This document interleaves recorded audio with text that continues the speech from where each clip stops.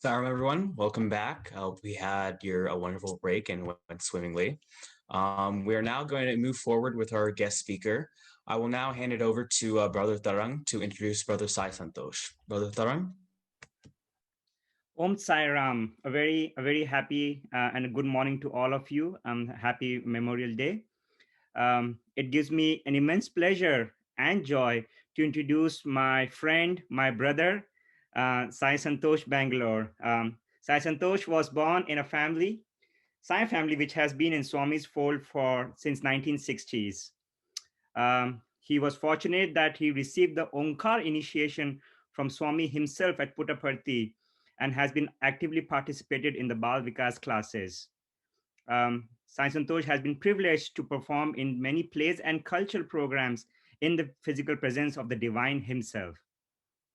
During his childhood, his parents took him and his sister to the villages for Gram Seva, and that is where Brother Sai Santosh um, um, had the experience of helping individuals, helping the living beings. So that was then kind of his starting point there. Swami provided further seva opportunities to Sai Santosh when he got opportunity to serve at the Satya Science Super Specialty Hospital in Bangalore, where he got to serve as a Seva Dal for a period of 4 years at various departments such as dietary and cardiac. Um, Sai Santosh completely attributes his spiritual growth and his love for service to his parents who brought him to Swami in this lifetime. Sai Santosh has served as a Seva coordinator for San Diego, California, and Northeast Atlanta, Georgia Science Center. He has taught SSC for several classes, several years, and considers working with children as one of his passions. Um, on the professional front, Sai Santosh is a Master of Science in Electrical Engineering from the University of Alabama and worked in scientific computing domain for a few years. His passion to spread Swami's values in the corporate world inspired him to study management. After completing his MBA, Sai has been working as a senior product lead for a startup company in Atlanta. So I have known Sai for maybe a decade now, more than a decade. I met first Sai in 2009 at a medical camp in Florida. And after that, it has been an amazing journey for me. I've learned so much from him, inspired and always amazed by Sai's passion, compassion, and love for his fellow beings. Now, that doesn't just includes humans; it goes all the way to animals, to Mother Nature. Brother, I can tell you how much I've learned, and looking forward for this conversation here. So, not taking much of the time. Um, now I'm inviting Brother Sai Santosh to share his journey, inspire us, and brother, the stage is yours. Jai Sai Ram. Sai Ram, I hope you can hear me. Yep, we can hear you good. Oh, thank you. Thank you for that kind introduction. You didn't have to be that formal. I have known Tarang for so long. He's like my own brother. But thank you so much for that love. First of all, I wanted to offer my prayers to Swami for this wonderful opportunity. May he think, speak, and love through me. And I visualize all of us connecting to him. And I speak to Swami within each one of you. Saira. So when Brother Tarang actually called me out of the blue, I was actually running around with my dog at the lake, and he suddenly called me and he said, "We have a regional retreat coming up." And I said, "That's great, that's wonderful." And he said, "You are the speaker." And I almost dropped my phone on the while running. I was like, "Are you sure you want me to speak?" He said, "Yes, yes, please do." And I've been working closely with Tarang and a lot of the regional officers, including Gopal Uncle. And Gopal Uncle would always remind me 2 weeks before the talk, hey, how is it going? Did you get some ideas or what's going on? And I told honestly to Uncle that, Uncle, right now my mind is completely blank. I don't know what I'm going to talk. But at the day of the talk, I know for sure Swami will give me clarity. And yesterday, when I was sitting at his feet, I got so many thoughts and ideas that I wanted to share with all of you. I know in this audience there are young adults, there are SSC teachers, there are officers and all of that. So keeping that in mind, my goal today would be to share some of my SEVA experiences, and more so in terms of what experiments I have done in my life and how they have transformed me. I didn't want this talk to be about, hey, we have done project A, B, C, and D, because everybody does that, right? I wanted to be as practical and as real as possible with myself, and share some of the things that I've been working on through these Seva experiences. And with that prayer, I hope some of these would be useful to you. And let me see if I can share my screen here.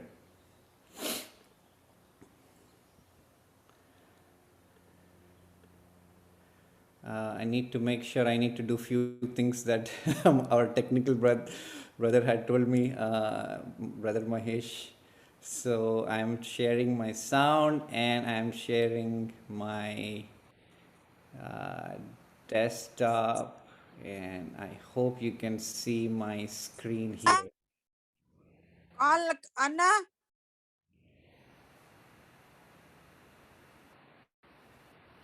Was there a question or something? No, it's random things that I mentioned before. Oh, okay, okay. I hope you're able to see my screen here. Yes, brother, we are able to.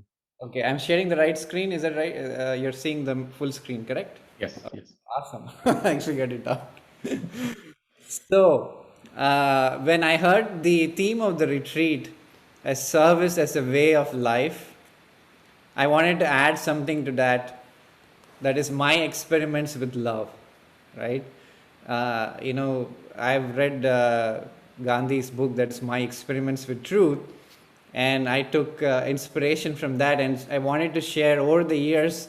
I was looking back at all the Seva opportunities I've had, and I had to handpick few things and think about what lessons I got from those that have deeply influenced me in shaping my thinking. And a lot of these are things that I'm actively working on. So I am a student, a work in progress in his hands.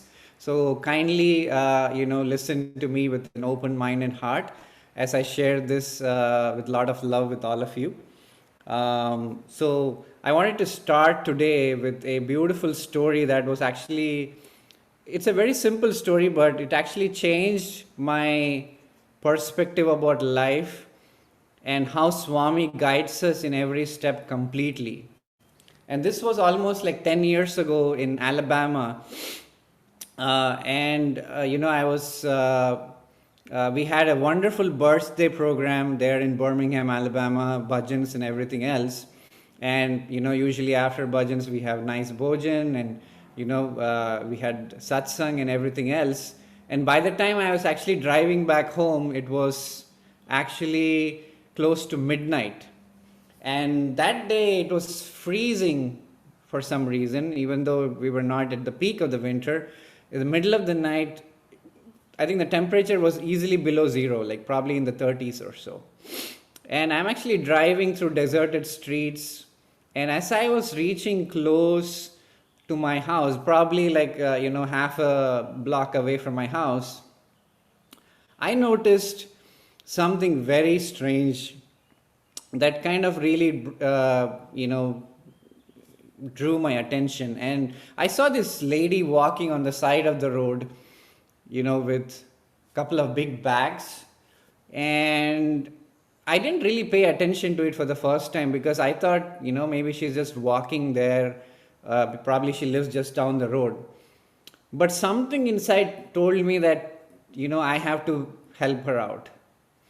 And no matter what I did, I couldn't suppress that feeling, because I went up to my apartment, I parked my car, I even got out of the car, and the moment I stepped out, I could feel the shivering cold, and the cool breeze was flowing, and all I wanted to do was tuck into my warm bed and go back.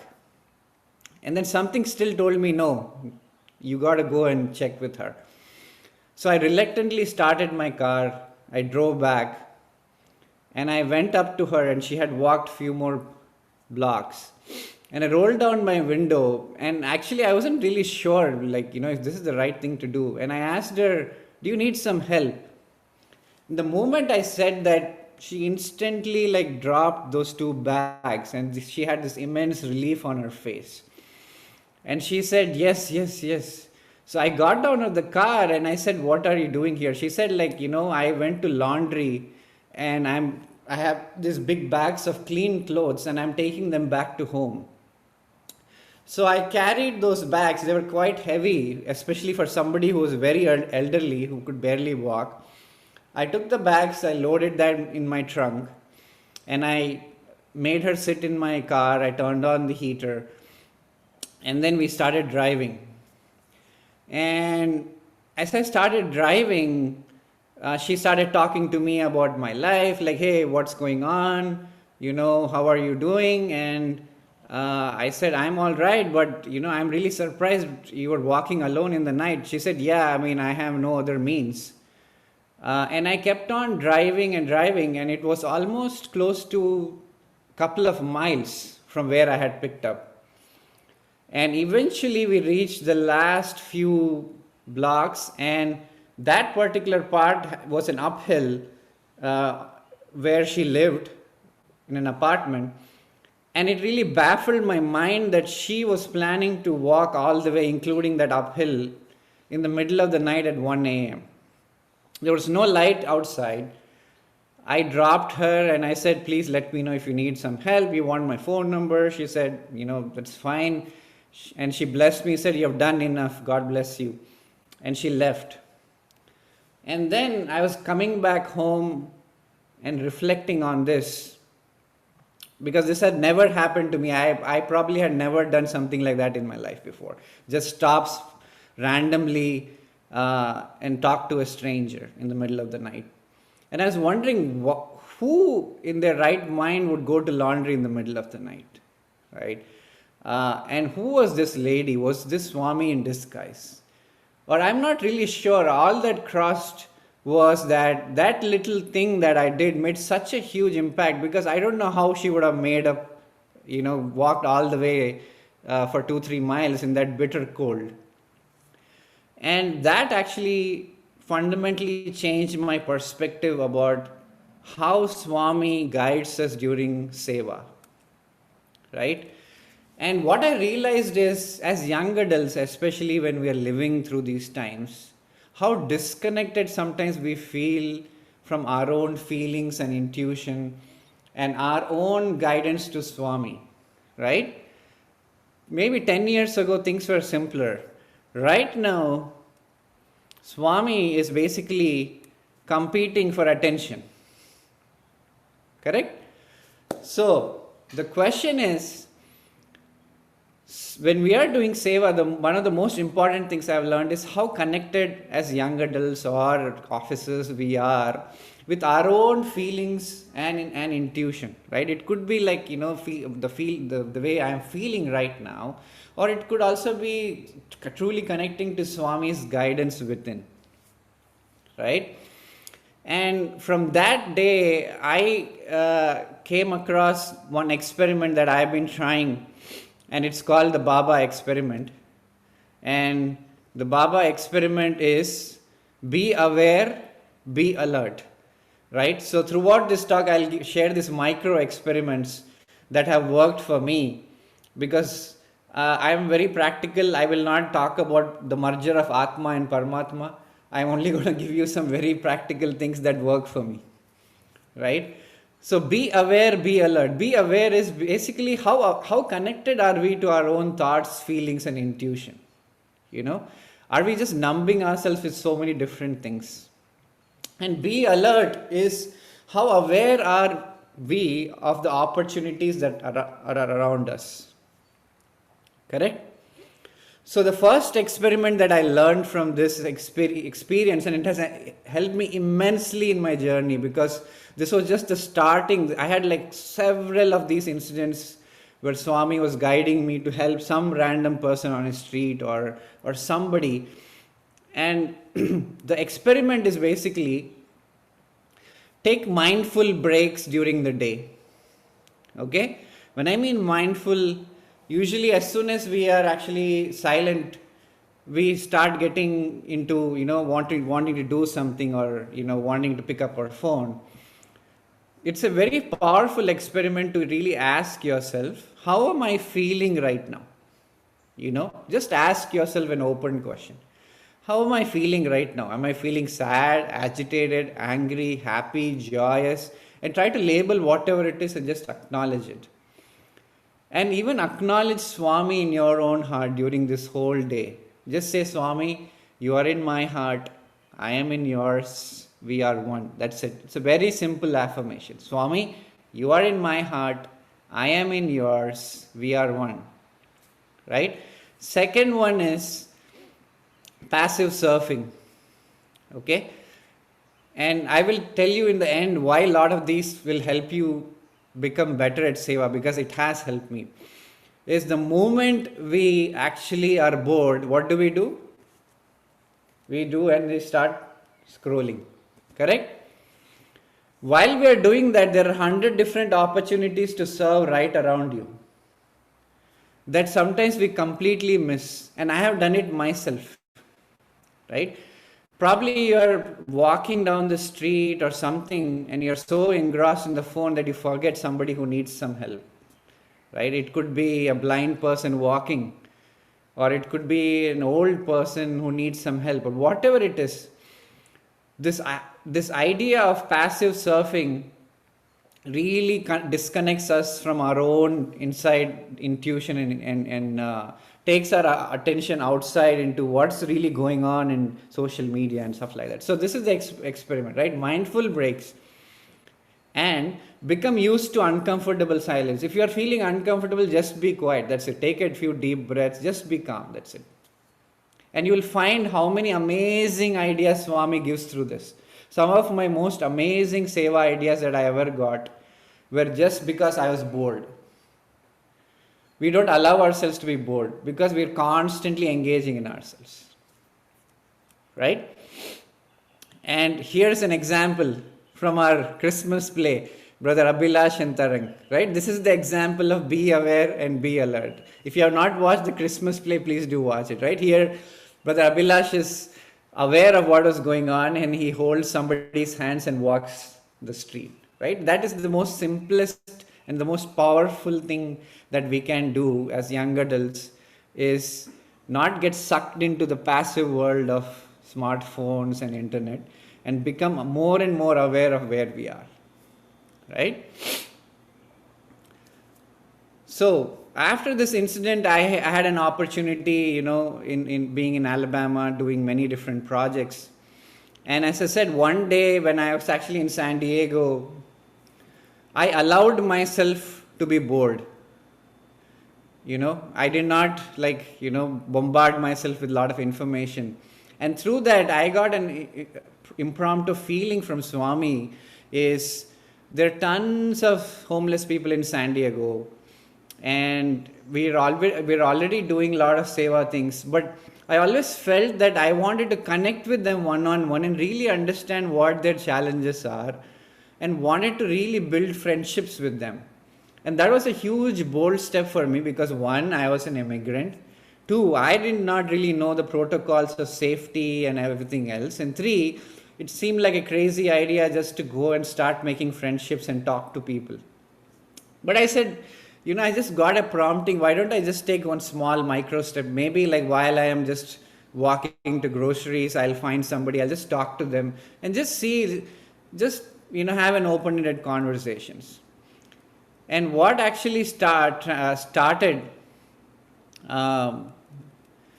as a simple exercise completely changed my life, because I started noticing that people started opening up because they were like, wow, somebody stopped and spoke to me in the middle of the road. Like nobody did this for years. People just probably dropped the money or just dropped some food, but nobody actually stopped and really understood what my pain and suffering is, right? And I also used to carry a portable camera, and sometimes, when I was talking to them, one of the things that I had learned was they had never not seen their own picture for the longest time, because a lot of them felt that they were unlovable, they were ugly, or smelly, or whatever things that we carry. And I used to just take pictures, and I realized such a small act made them so happy. And I learned so much about the human condition just by talking. And you will be amazed how much you can learn about people just by talking to them, just with open-ended questions. So I started doing all of that. And I remember this one incident where I was talking to this young man on the street.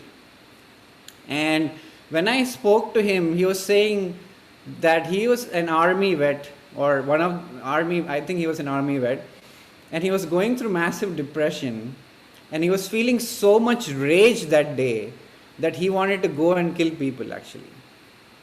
Okay. And you may think that such a small interaction, what does it really add, right? It's nice, okay, you just had a nice conversation. So I had a nice conversation with him, and I said, don't worry, I'll get you food. I spoke to him, and this is how we ended the conversation, on a smile. He was feeling much lighter, right? Now, any of those folks can end up picking up a weapon.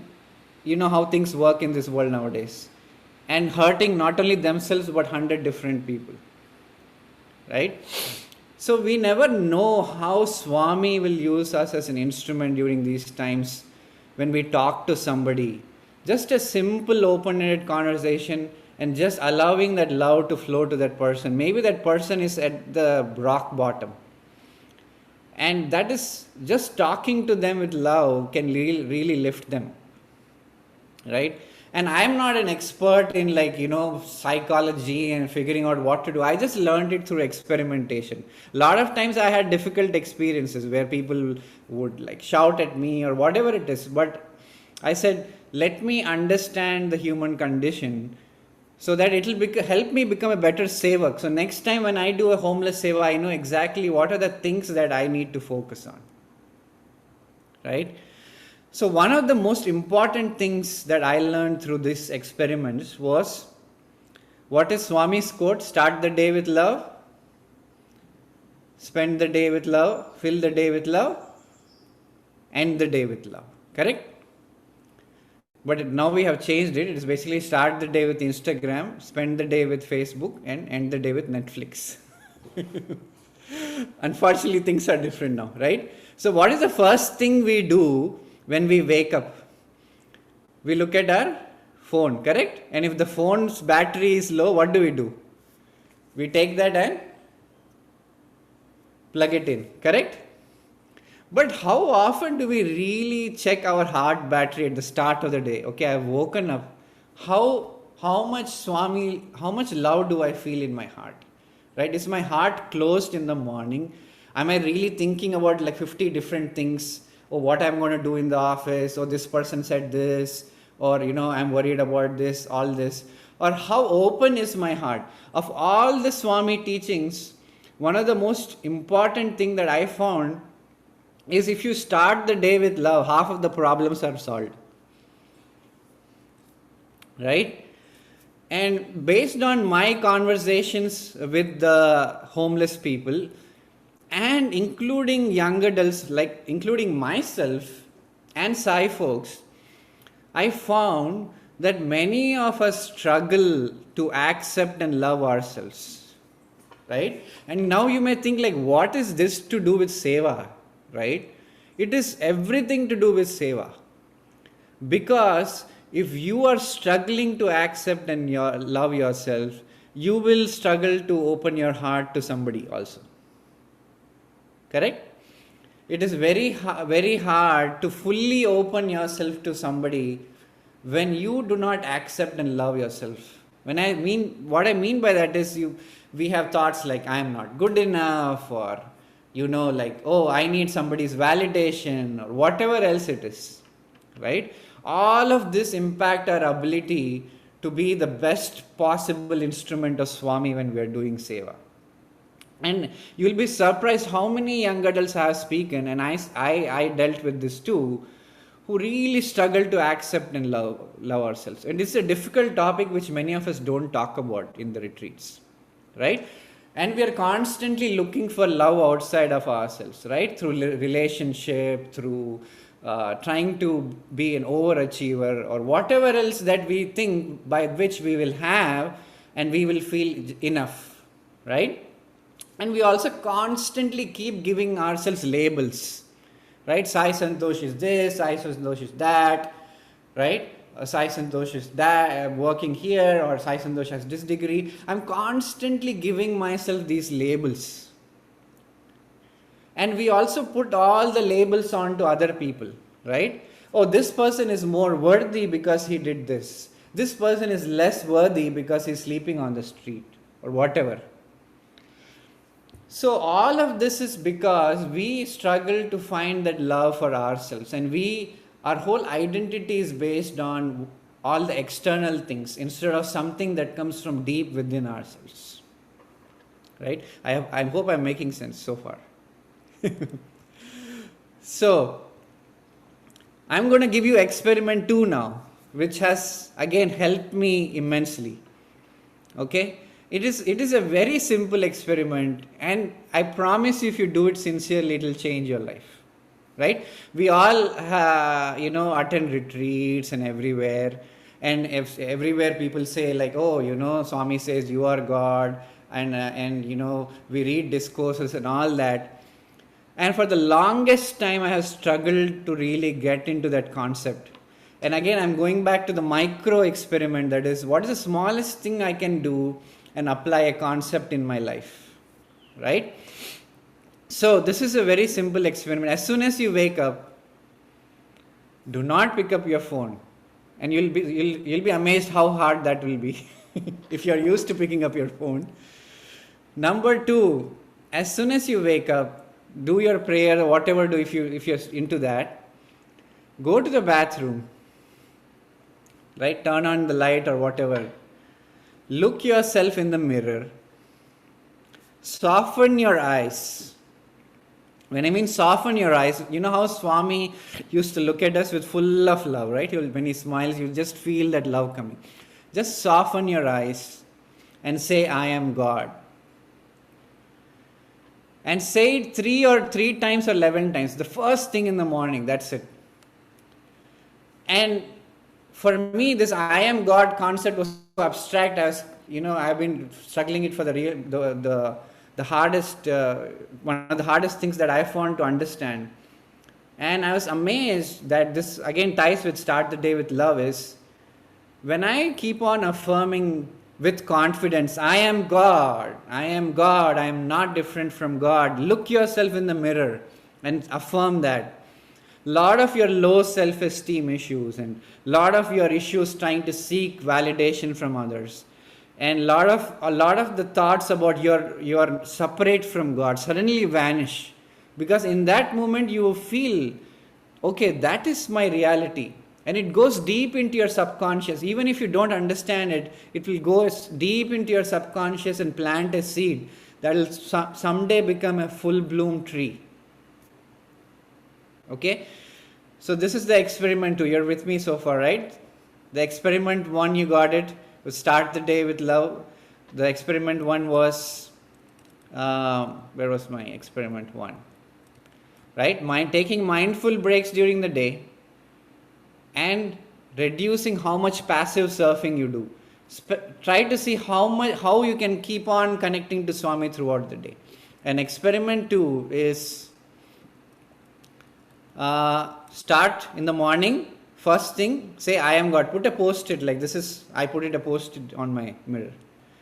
And in the night, coming back to accepting ourselves, when we go to bed, try not to review all the things that have happened in the day.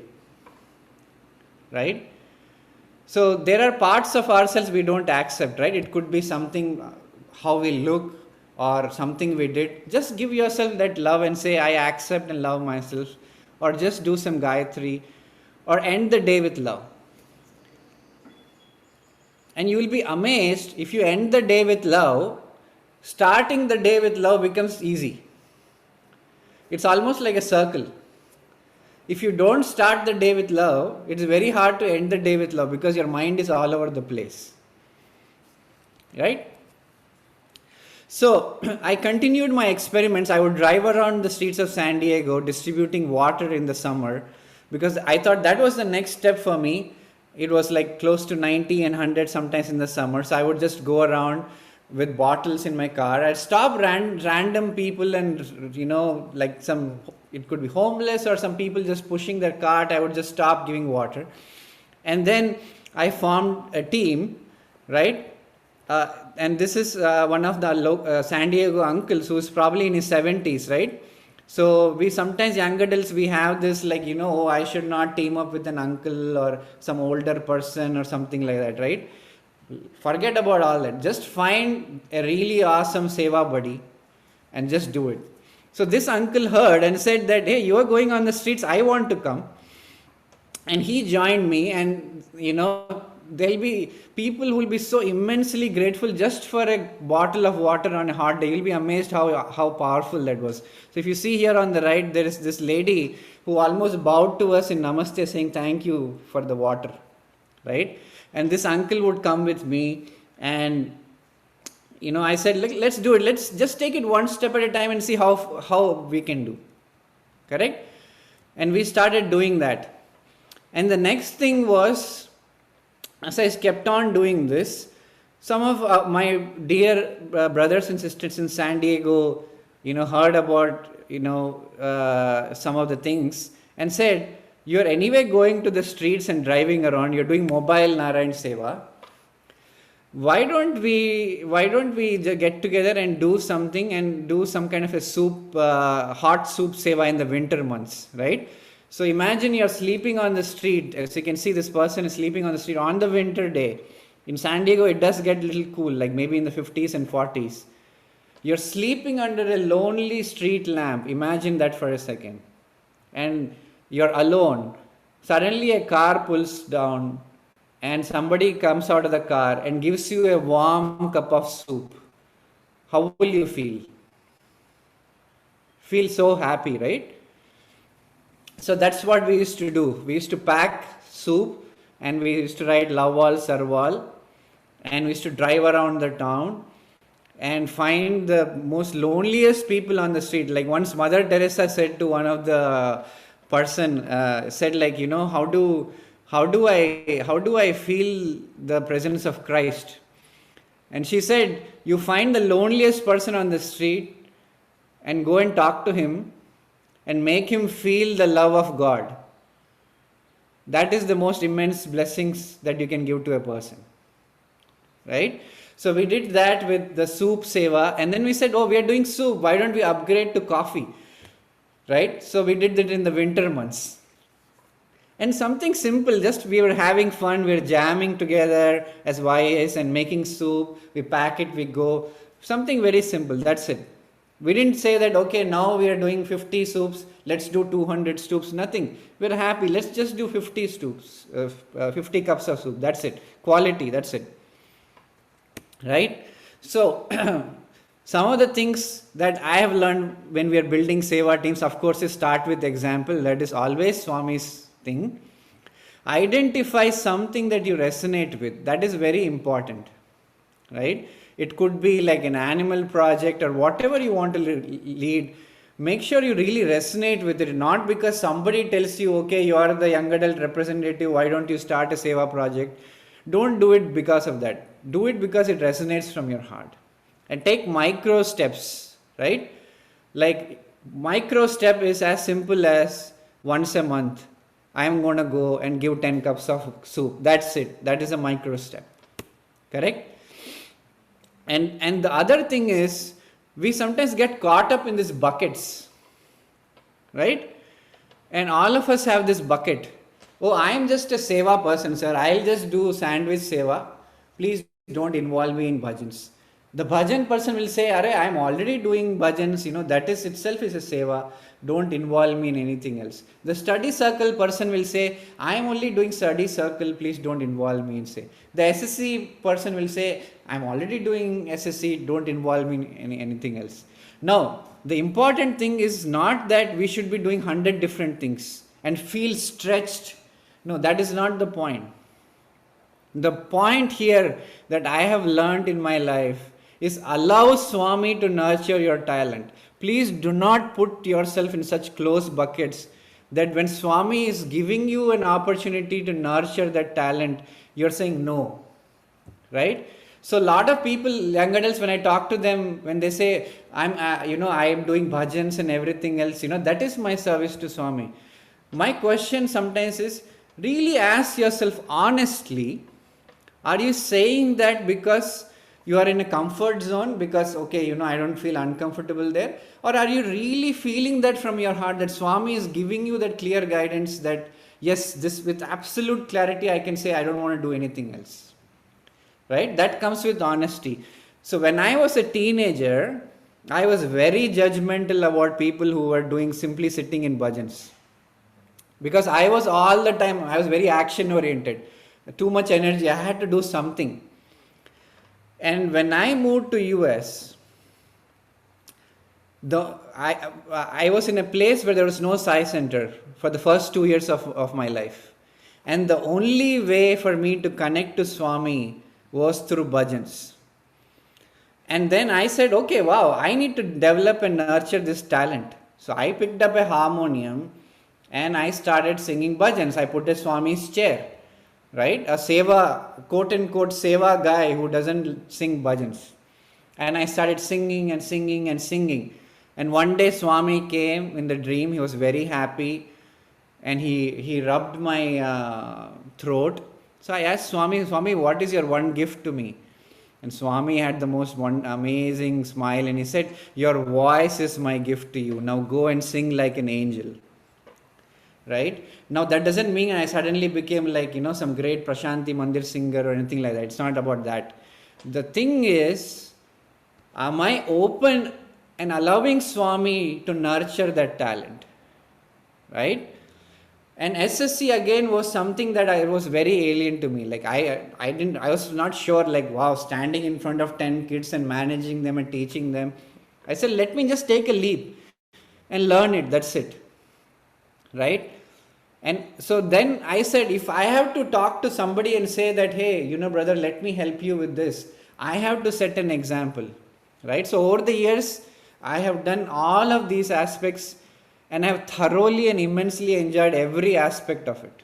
SSC, study circle, being an officer, SEVA, bhajans, playing instruments, whatever it is. Right? And it doesn't mean, I'm not trying to say, wow, I'm super talented or anything like that. It just says that do not yourself put in a bucket. Okay? Love and encourage each other as part of the SEVA team, right? Even if you're not doing SEVA, just call on each other, check on each other. That is a beautiful SEVA. I have been part of some SEVA teams where we are so disconnected. The only time we meet is, Sairam sir, let's build sandwich and go. No, it's like a family, right? Really treat each other with a lot of love. Another one that has helped me a lot is share the SEVA experience, correct? When I go to Instagram, I see people sharing about, okay, this is the greatest food I had. This is the greatest vacation I had. My wife is the greatest. Whatever it is, correct? We see that in social media, correct? And when I ask young adults, why don't we talk about SEVA? Oh, sir, that is too personal, that's too personal for me. That is between me and Swami. That SEVA is, we should not publicize about SEVA. No, you should talk about SEVA. It is not publicity. Right? I constantly write about SEVA and share it because when you reflect on that SEVA, it goes into your head. What was that experience that I had? Let me reflect on it. 2, when somebody reads that SEVA, they may get inspired by it or they may get some ideas from it. It is not about bragging or anything. Right? And when I mean writing does not mean on social media. It could be like having a study circle and just discussing, oh, this is the SEVA we did. What did we learn from it? And that is such a simple thing, but such a powerful tool that we don't use at all. Correct? And the third one is understand and accept each other's limitations and strengths. Right? Accept it. Okay, this person has some, limitations with time or resources or talent, whatever it is. And help them. and guide them. That's it. Okay, very simple things. So the other tool that I have used a lot in SEVA is visualization, right? We do all this, when you pay money for this big workshops and all, they will say, create your vision board and manifest your dreams and all of that. One of the effective ways that I have found using visualization is, imagine the seva that you want to do in your mind. Sit in front of Swami's chair, put down your phone, close your eyes and imagine, okay, this is the seva project I want to do, and believe it in your heart and offer that thought to Swami after you visualize it, saying, Swami, this is what I'm feeling. I would love to do, an animal seva with kids. This has been my dream project for the longest time. I offer this to you, or whatever it is. Feel it, visualize it, and as Nike says it, just do it. Correct? And I'll tell you some of the amazing things that have happened through this visualization is basically, I've been in so many different Sai centers across the country, and none of those Sai centers had any animal projects, seva projects. It was all about, the human aspect of it, which is very, very essential. Please don't get me wrong. And I always felt that when I was teaching SSC kids, I was telling them about animals and how to take care of them or nature, but there was this big disconnect. I was thinking how do I bring these concepts together? Because they just understand it intellectually, but they have not experienced it. And that was the prayer that I had to Swami, and that materialized many, many years later, of course, now that I am here in Atlanta. And one of the things that we started, which has been amazing experience for the SSC kids, is one of the animal seva projects that we did at a rescue farm, right? And they have such beautiful connection with animals, the kids. We just need to allow and give them the opportunity to connect to the animals. And you will see they open up. Like some of these kids had never even seen a cow. So imagine you are feeding the kids pizza, they love pizza. You're feeding the kids milk, they love it. But they don't exactly know where are all these amazing gifts that are coming from. It is coming from these beautiful animals. And they need to understand that, correct? And it should not be just an intellectual concept. So when they touch a cow and feel the gentleness and the sweetness of that cow, wow, okay, so this being is sacrificing something for me. Right? So it is not like just going to the supermarket and looking at a picture of the happy cow, organic milk, and picking it up, coming, drinking it, and being completely disconnected from such an immense gift that God has given us. Right? So we started doing this, beautiful animal seva. And you can see here, the reactions they have is the most purest, and the joy they have, like, wow, I touched a chicken. And, of course, a lot of them don't like scooping the poop for obvious reason. But, at the end of the day, they learn barn chores, and they're learning so much from this. This has been one of the most amazing seva experiences I have ever had in my life. For myself, and just watching these kids open up to nature has been the most incredible thing that I have experienced. Right? So I wanted to show, as part of the seva, as this was going on, we had an amazing Christmas miracle. That was in December 24th, 2020, right on the height of the pandemic. Some of the SSC kids were involved in a rescue of 2 calves who were going to slaughter. Okay? And we had probably a quick day or two to help pick up the cows and bring them to the rescue farm, right? And these cows get separated from their mothers, and they're sent to slaughter. And all of this, we are disconnected from the stories, from all of that, because we just go to supermarket, we get our food, we come back home, correct?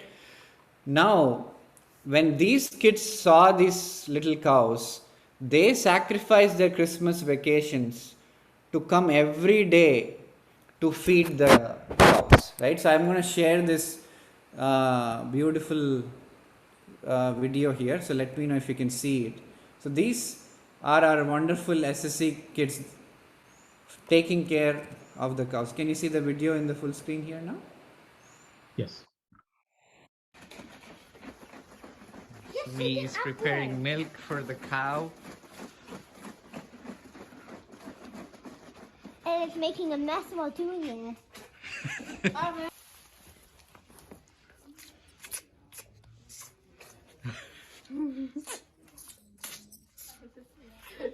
Lift it up. Ah, you're good.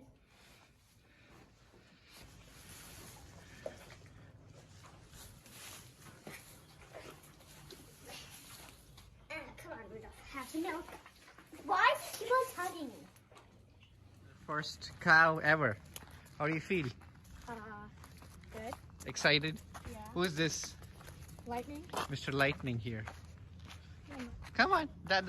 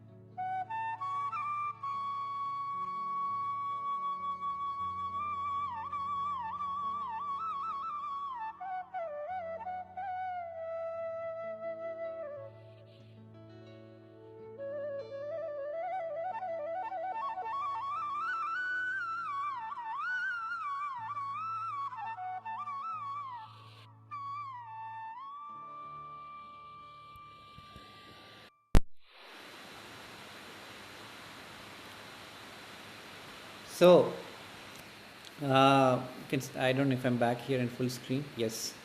So if you can see here, Sai Santosh, we are hearing some background noise. Okay. can you hear me now? You can, but there's still some background. No, we cannot hear it. You're good now. Okay. So I'm sharing some creative ideas here. Please give kids opportunities. I think we Please. still hear the background. I think if you go ahead and close the QuickTime player, maybe it will stop. QuickTime player. Okay, I see here. Let me close that. Is that better? Something changed. Okay, or let me this, and hopefully you can hear me better. Is it better now? Yes. Awesome, right? So let me go back here to my full screen. And this was another dream SEVA project I had for a long time, which I had offered to Swami, was that we were working with all these homeless people and they have mental health issues and other problems, and they didn't have access to this mental health issues. So me and another young adult brother of mine said, hey, why don't we go to the shelter and say that, why don't we start a meditation and healing service? Because he was a Reiki healer and I could guide meditation. So we said, why don't we combine our talents and do something? So this was a picture from our first class where two young men who slept on the street in the whole night woke up, they came to the shelter, they sat in the class, and they came out of the class feeling much lighter, right? And that's such a wonderful gift to give any human being who's burdened with so many things, is if I can walk out of a space feeling a little bit more calmer, you've helped them, right? So we're doing this homeless meditation program for some time. Then again, this was again part of this prayer and visualization, is that offer it to Swami and forget about the outcome. It may or may not happen, but sincerely offer it from your heart that, Swami, I would like to do this, please guide us, and let him take care of it, right? And I wanted to share an amazing story, and I think I have 10 more minutes, and the thing is that we need to allow God to perform miracles through us. When I say miracle through us, I'm not talking about materialization or anything like that. I'm talking about just being His instrument in letting His love flow through in every moment of our lives, right? And that can only happen based on how in tune we are with Swami within, right? And this incident was so powerful because when I heard this from my father, even I had tears in my eyes. So this was few days ago when, my parents are in Bangalore. And, as you know, the situation in India due to COVID is really bad and people are suffering a lot, especially migrant workers who earn very little money and don't have access to resources. So my parents were trying to do something from home, and they knew this one family in the village that had very little resources, and they had not spoken to them for a long time. So my father decided to call this lady, and this lady earns just some 3,000-4,000 rupees. So he called this lady out of the blue just to check on how things were, and they exchanged some Sai Rams and how things are and everything. And then my father said, because things are very hard, I'm going to make sure you get 1 month of your grocery. Please tell me which store is nearby you. We can work with them and do some online transactions like Google Pay and stuff like that. And please get all the groceries you need and, take care of yourself. The moment my father said this to this poor village lady, she was stunned on the phone, like she just gasped, like this, literally. And there was this pause, and she said, "Sir, you will not believe this. I was just praying to God that there is no food in the house, and my 2 kids are there, little kids. I did not know what to feed them for lunch. I am thinking, so I'm praying to God, please help me. I don't know what to feed to the kids. The moment I finished this prayer, your phone came."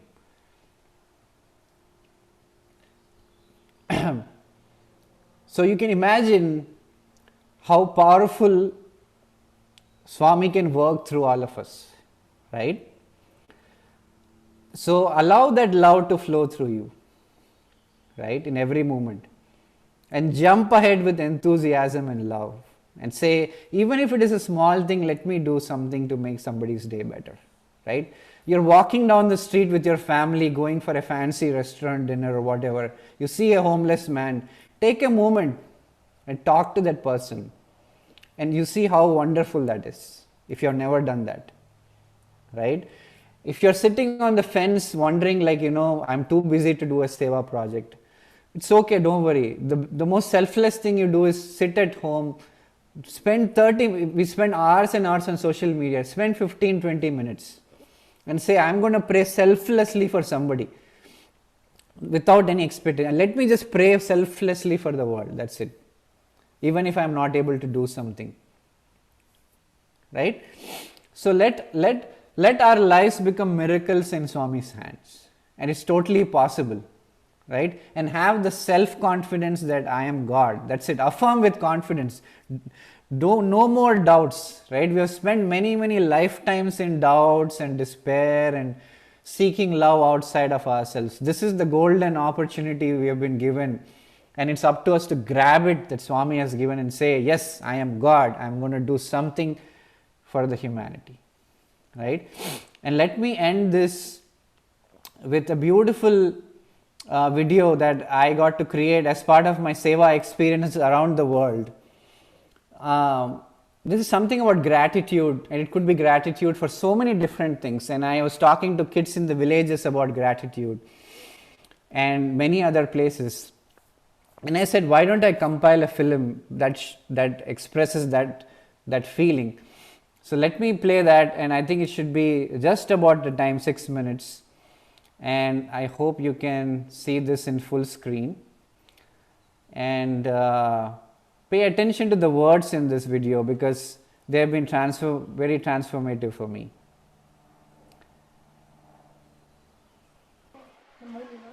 ಓದೋಕೆ ಪಟಾಕಿ ಇನ್ಯಾವ್ದಪ್ಪ ಇನ್ನೇನು ಮಾಡ್ತೀಯ ಸಂತೋಷ ಬಗ್ಗೆ? ನಂಗೂ ಓದೋಕೆ ನಂಗೆ ಕಾಟ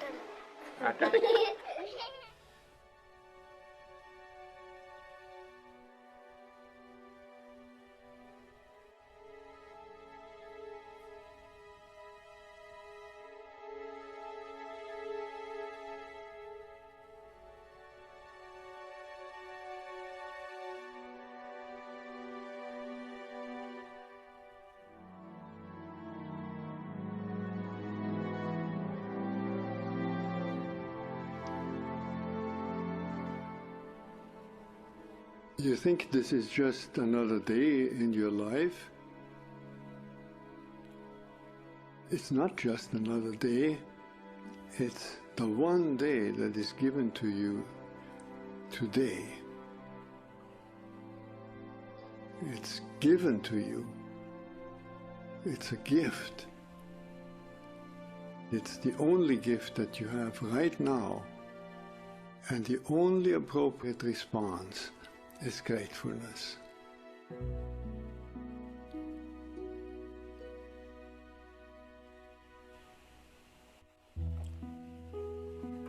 If you do nothing else but to cultivate that response to the great gift that this unique day is, if you learn to respond as if it were the first day in your life and the very last day, then you will have spent this day very well.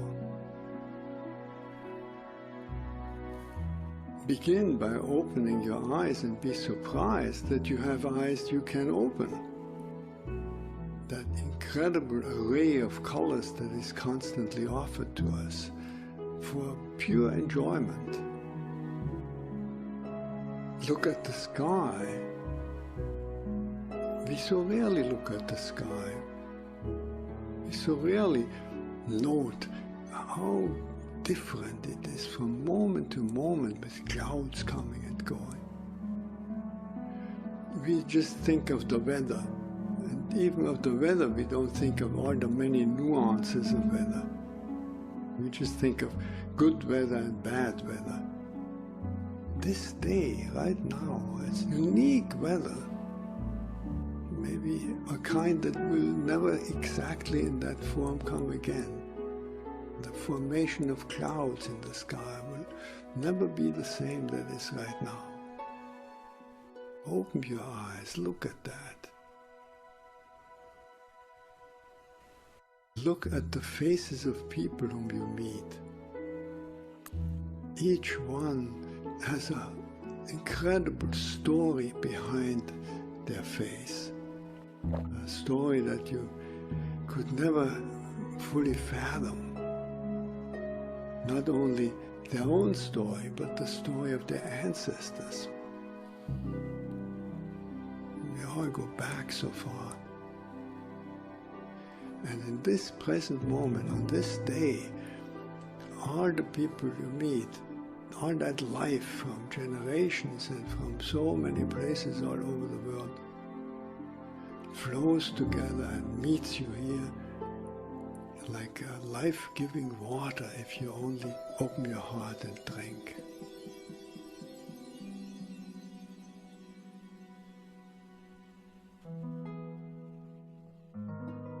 Open your heart to the incredible gifts that civilization gives to us.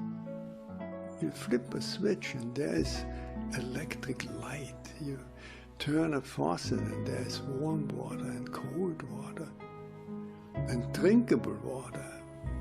It's a gift that millions and millions in the world will never experience. So these are just a few of an enormous number of gifts to which we can open your heart. And so I wish you that you will open your heart to all these blessings and let them flow through you, that everyone whom you will meet on this day will be blessed by you. Just by your eyes, by your smile, by your touch, just by your presence. Let the gratefulness overflow into blessing all around you. And then it will really be a good day.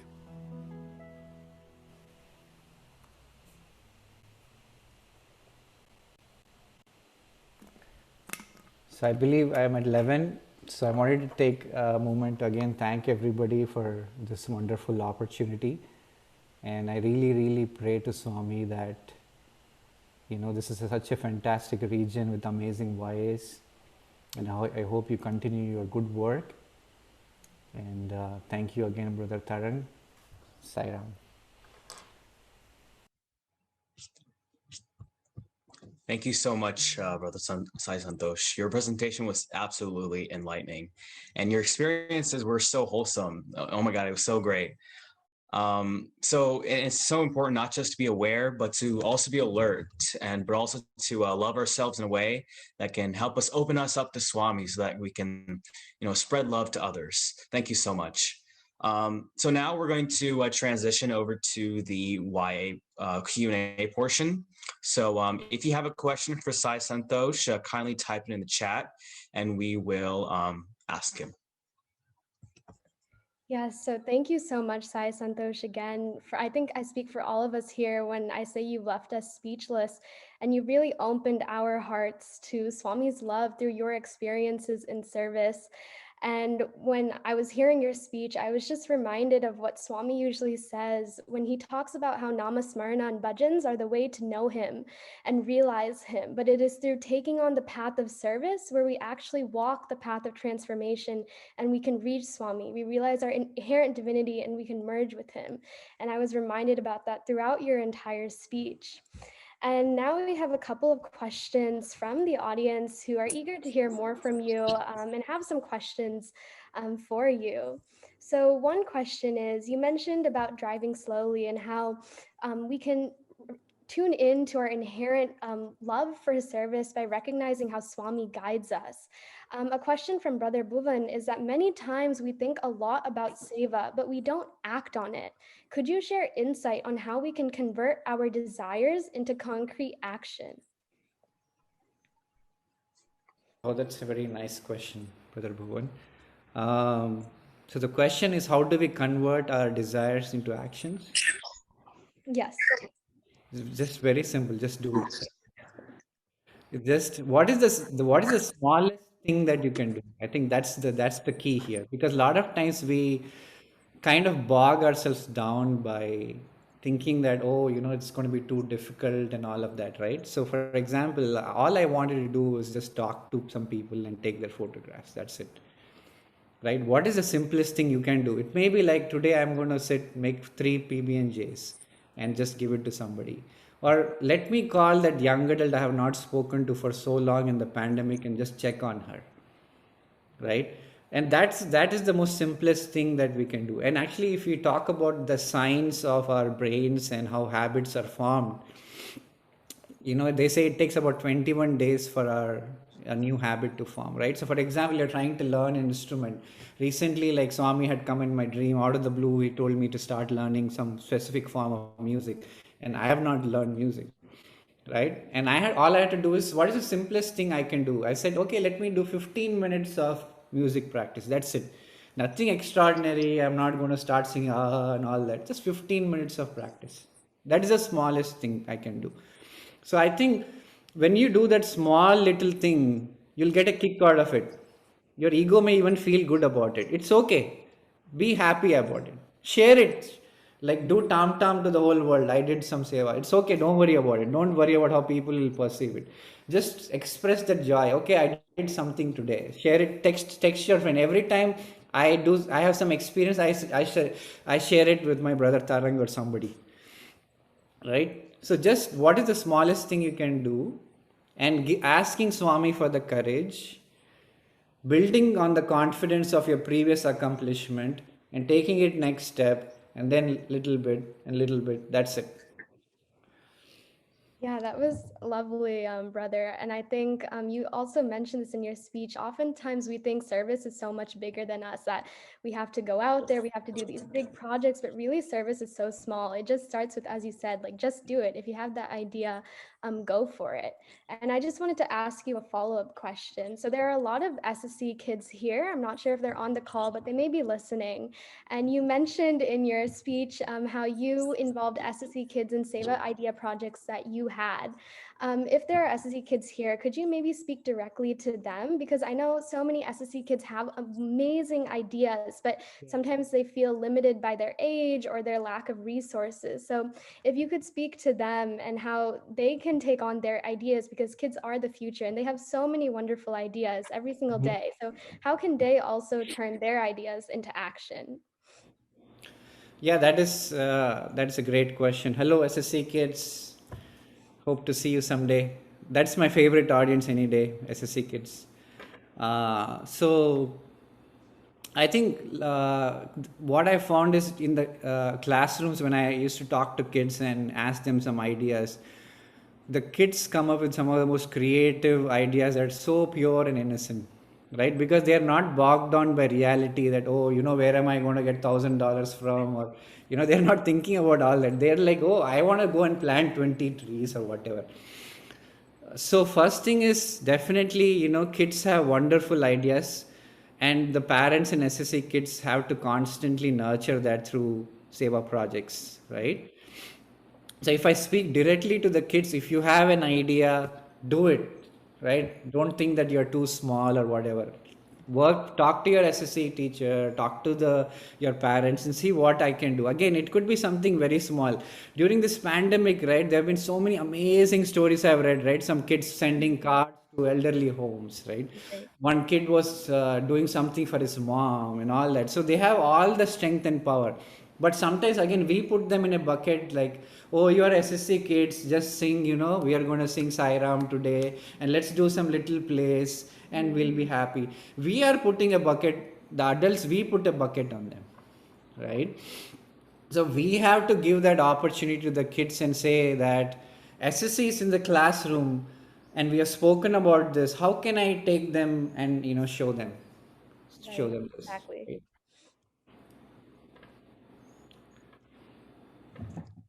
So, I have a question. The Wires are coming up with different service projects to address the various needs of different communities. However, these projects differ in some ways from the traditional service projects our centers may be used to. For instance, a traditional example is like a soup kitchen. So for some devotees, this may require stepping out of their comfort zone to address the needs of their community that they aren't necessarily familiar with. My question to you is, how do we encourage devotees to serve when they feel they may be hesitant to step outside of the comfort zone? So are you talking especially about young adults, or are you talking about anybody who doesn't want to step outside the comfort zone? Anybody, not just young adults, anybody in any age group.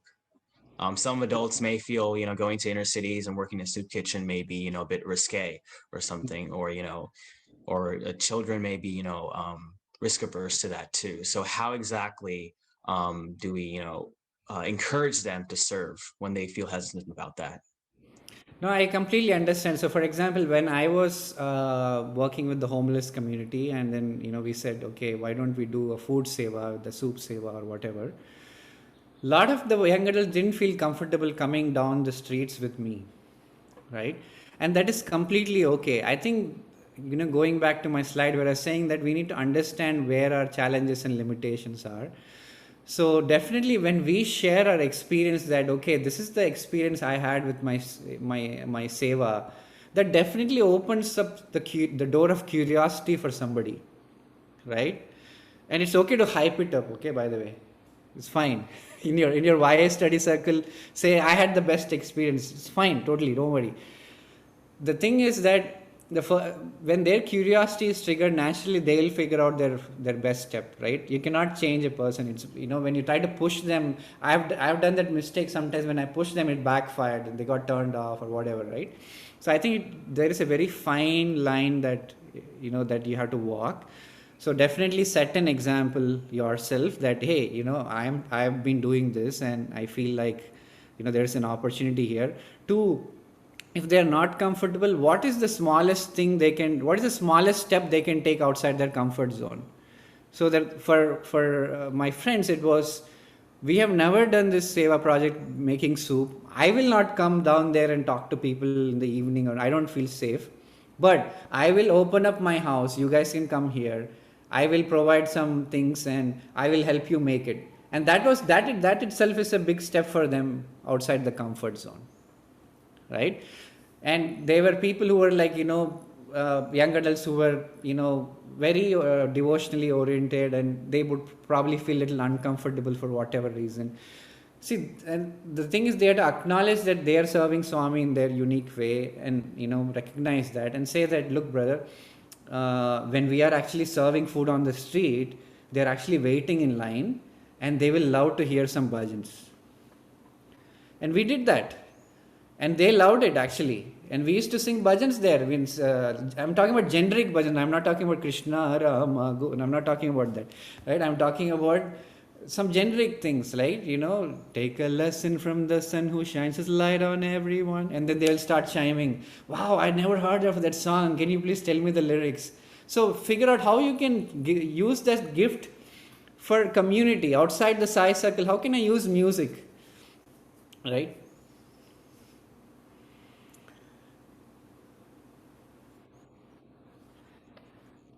So I have another question, courtesy of Mahendra uncle. So he asks, you have made the difficult act of accosting a stranger on the street as a very simple act, and that was very amazing.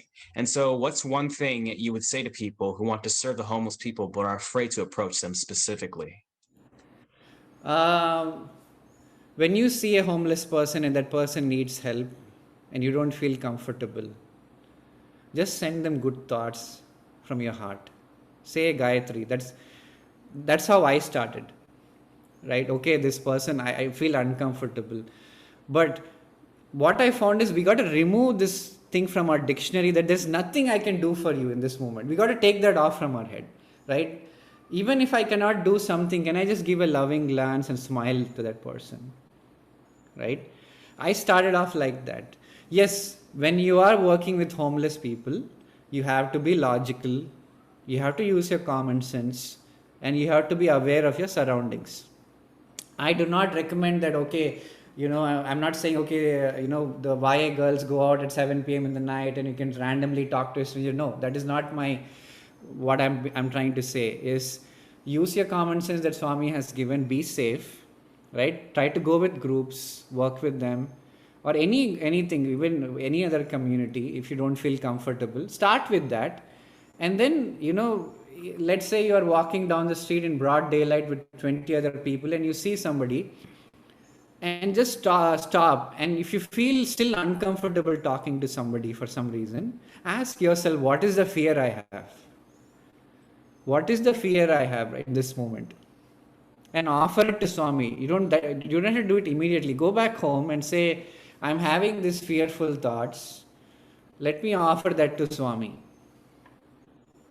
And that means it's an opportunity to work on your fears, correct? It was not comfortable to me at all talking to strangers. I'll be honest with you. There were several times I was scared. They had some people even had some knives and stuff like that. I'm just saying. I'm not saying like they're going to take a knife and stab you or anything like that. I'm not trying to scare you. But I'm saying that I just allowed myself in that moment to open my heart and let Swami's love flow through. That's it. Right. And I love how you also mentioned it in your speech, that same thing where you offer that service to Swami. And when you use those practices you mentioned, like mindfulness, self-love, I am God, it tunes us into Swami, and Swami himself comes and he guides us. He tells us, yes, go help this person. And we feel that intrinsic push to go do that. So that was wonderful. But something else that I think a lot of our centers, sometimes we've struggled with, is sometimes a lack of center engagement from members with service projects and service initiatives. So when this is the case and there is low engagement for service projects, how can centers or YAs or just any devotees in general come together and inspire center members to come and take action and to take on these service projects and to be a part of these initiatives? Yeah, this is the classic problem that pretty much every center has. Right. I have been part of this, where we're constantly saying, young adults are not coming for SEVA, or even if some SEVA projects, their participation is very low. And this is a very common problem across the entire Sai spectrum, right? You're not alone.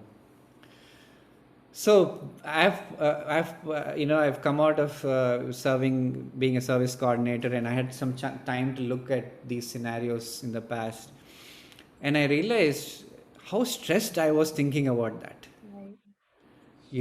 The first realization that came to me looking back at those scenarios was, why was I so stressed and wondering why these people are not coming for seva, or why is the young adult group so dormant and they're not active? Why was I so stressed about it? And the answer always came back, something within me. There was something within me in that moment that I was either lacking or missing. And I wanted to fulfill that by executing 10 different projects. Because then I would feel more fulfilled, more purposeful, or whatever it is. Right?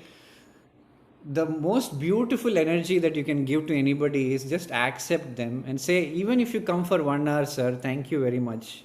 That's it. Come to that state first. It's not easy. And say like, oh, very nice, sir, thank you for coming, brother, you came for 1 hour. First come to state of acceptance that this is reality. You got to accept reality. Number 2 is, we don't have the capacity. There's no need to do 10 different things. Just do one thing with that intention and passion. Correct? And as I said again, with your intention and love, and that has the energy to attract people. Do not underestimate that. Right? When I was alone in the streets, or I spent an year working with animals on my own, right? And now the whole center has come in, right? There's the 2 centers are involved, and the SSC kids have come in and all of that. So do not underestimate the energy and passion you bring, right? And slowly it will happen. Let the out. Every time you feel frustrated about, oh, these people are not coming, that people is not coming, this person said this, just offer all that confusion to Swami. Why am I doing this seva in the first place? Is it for somebody else? No. Correct? It is for myself, for my own transformation. So bring that question back to yourself constantly. Right? But yes, I'm not saying do not motivate people, or do not call them or remind them, or do not get together. I'm not saying please do that. Like, have frequent meetups, and lift yourself friendly way. Hey, come on, man, let's do it. Come on, let's just pull them in a friendly way. It's possible, right? But do not force people. Accept reality. And pray to Swami that, Swami, there is a need here. That should be the goal. It should not be that the center wants to do 10 different. Say, Swami, my heart breaks to see these people. I want to do something for them. That should be the motivation, right? My motivation was, I'm having this wonderful experience working with this animal. Swami, I would love to bring the SSC kids. Let them experience this. That is the prayer that I come with. Not because, okay, the center has to do something, or, the young adults are, that's not the motivation for it. Yeah, I really like how you emphasize that it's not for the center, or not for, it's because there is a need, right? I think sometimes that can often slip our minds. And I loved how you said it's through that intention and asking ourselves that question and allowing ourselves to give us time to self-reflect on why we are doing this service. And I think that's so important that you mentioned that. But just another follow-up question related to this is that, so now at this retreat, after hearing you speak, I think everyone is just so inspired, so invigorated to do service, but then maybe like after the retreat ends and, a couple days pass by, maybe that inspiration kind of drowns out a little, right? That happens just naturally. So how can we keep this conversation going? How can we make sure that all these ideas that we have, it doesn't just end with this retreat at 1 p.m.? How can we make sure that this lasts for longer, that next time we're meeting with our center members or having study circle, that we're continuing these discussions, and we're not even just having these conversations, but then taking it and turning it into at least tangible action? Oh, that's again a very frequent problem that we see, right? That Right. we had 3 days of nice retreats, right? Spiritual overload, like 15 different people said 10 different things. By the time I go to Tuesday, I don't remember half of it, correct? It happens to all of us. I completely understand, right? We have become very good at, like, attending retreats and, just going one after the other and stuff like that, right? But I have done it myself, right? And so the best thing is to form a community or a team. You know, some of the places that I've been part of, the reason is that you need some strong leadership. You need some, you need a Suhas or a Sadhana or a Tarang or Abhilash to take it forward, right? What I was so heartened to see is that you guys already have this wonderful circle already of friendships and stuff like that, right? Keep building on that energy. That's it. Even if you don't end up taking a big project, meet once a month or like, every twice a month, just check on each other. So Swami says the first step is trust, right? So when I pick up phone and I call Brother Tarang and I say, hey, I'm going to India, let's do a project for kids. He says, let's do it. You know why? It's because of trust. So a lot of teams, it's a team game again. The teams are not able to move forward is because that bond and trust is still not there.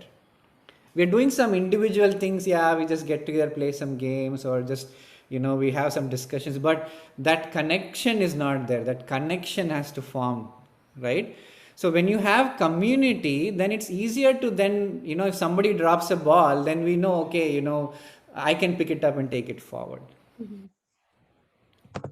Right? And also because sometimes we are so comfortable in our lives.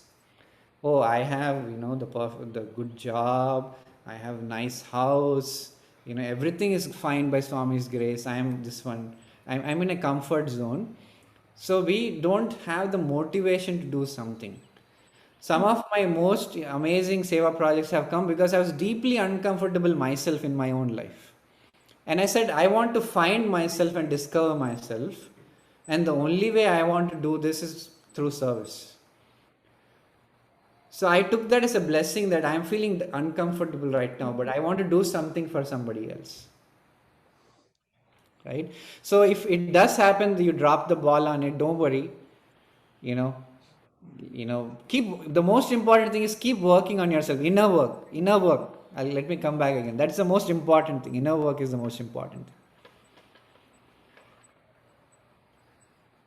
Yes, I completely agree. I think that's what Swami tells us too, right? Unless we work on ourselves, we're not going to be able, unless we go through self-transformation first, we're not going to be able to transform our societies, our communities, our families, or the world. So that was an excellent point. And Suhas has the next question from the audience.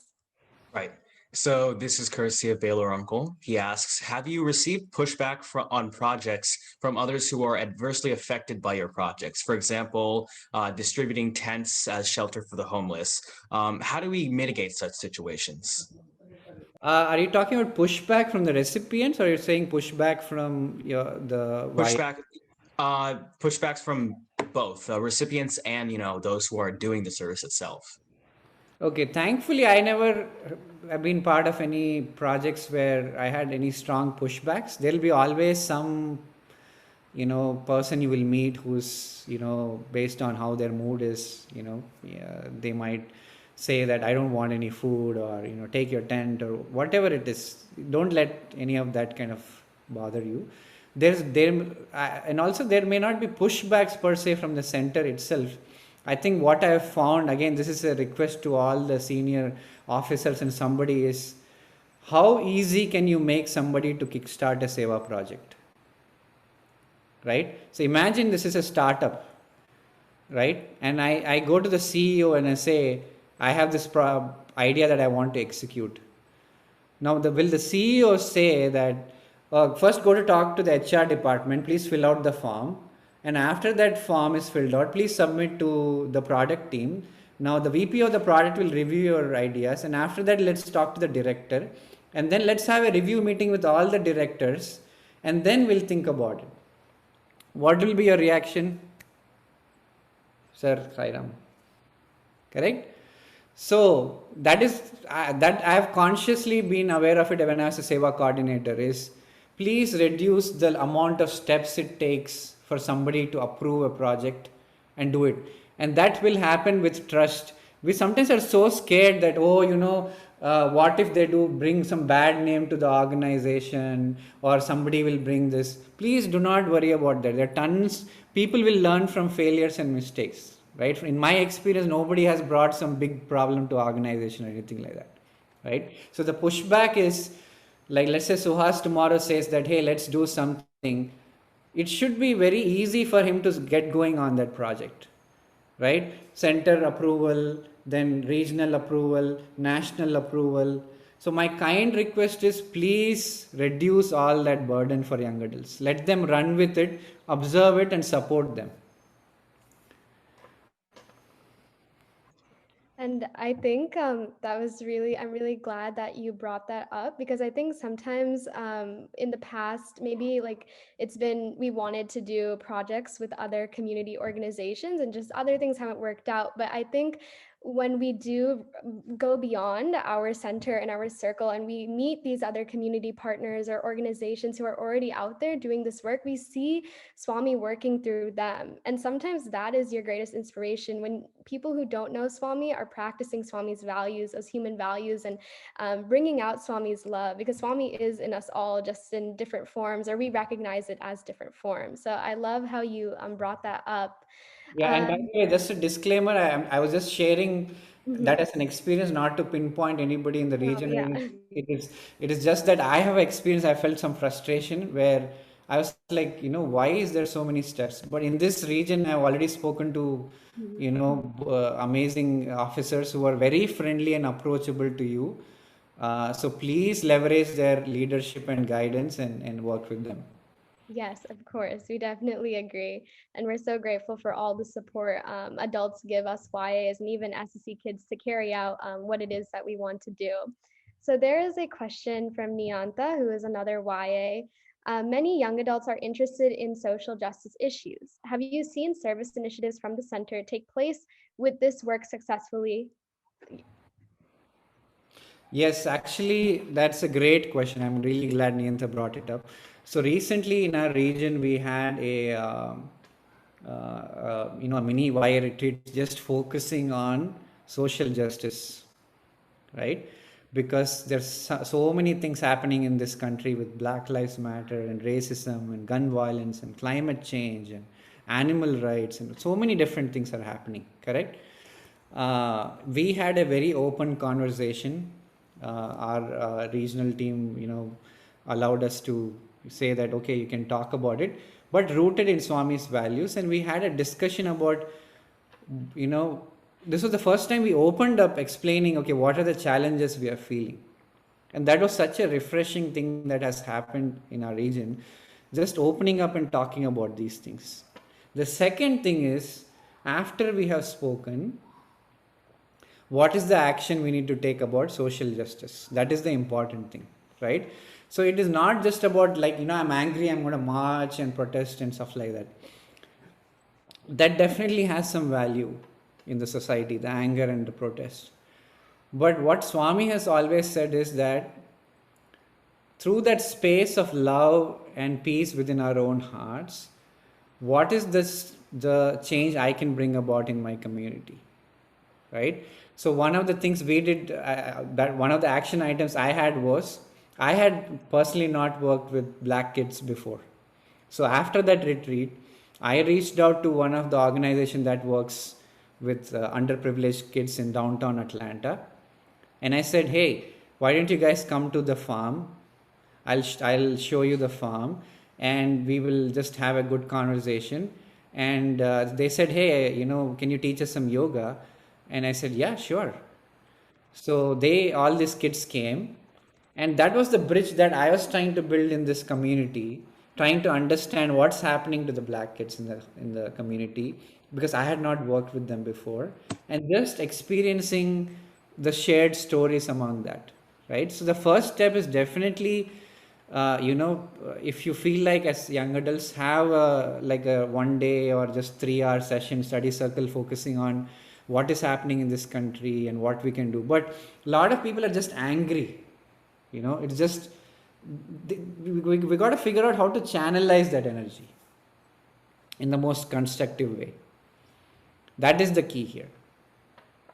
I definitely agree with you. As young adults, both Suhas and I, we've experienced that multiple times. And I think having these conversations, it's so inspiring to see how Region 3 has had this mini retreat on social justice through Swami's values. And I think maybe that's something Region 4 can look into doing as well. So thank you for that inspiration and everything you shared with us today.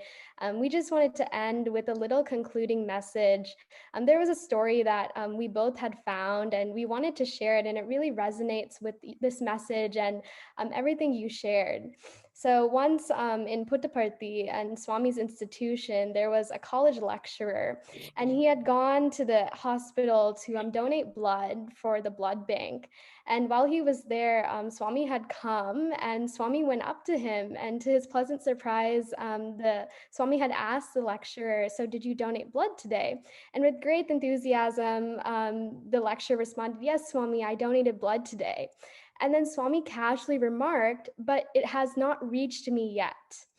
And the lecturer was so shocked. He was like, "What does Swami mean when he says it has not reached me yet?" And after doing some profound reflection, he realized that when he had donated the blood, he had done it with thinking that he was doing a favor to the patient. And without realizing that this service was an opportunity to help him realize his divinity, to go within, to go deeper, and to become a better instrument of Swami's love. And most importantly, he did not do that service through offering it to Swami first. And I think that just resonates with everything you shared with us today as well, to drive slowly, to be in tune with our inner Swami and how Swami is guiding us to do service, and to honestly just do it. So, Brother Santosh, there are so many comments in the chat as well. And I think all of us are just so inspired by your leadership and your examples of service, and how it can be so transformational. And we hope as YAs, as adults, and SSC students to replicate that and to see you as an example to follow through with that. Thank you so much, and Jai Sai Ram. Thank you, thank you. Thank you very much, and kindly forgive me if I said something wrong, but thank you so much. All of this was an opportunity for me to relive and go forward. So, Jai Sai Ram.